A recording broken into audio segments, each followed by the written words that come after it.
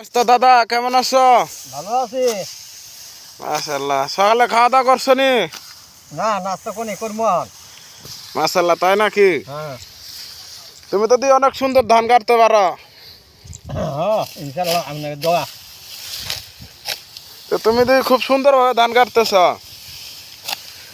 ধান কার তোমারই নাকি কার? ধান আমার নাতি। তাই নাকি? মাশাআল্লাহ। তো ধান তো খুব ভালো হয়েছে না? ধান ইনশাআল্লাহ হেসে আল্লাহ দিছে। আল্লাহ দিছে। তো বাড়িতে কখন যাবে? এখন তো দেখি 10টা 10:30 বাজে, খাবা না? এই তো যাইতেছি। তাই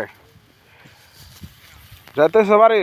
হ্যাঁ যদি নিজ দিক হয় কাটো, এদিক তাকে কাটো, সবাই দেখো তোমার। তো খুব সুন্দর ধান হয়েছে এবার না? হ্যাঁ, খুব সুন্দর।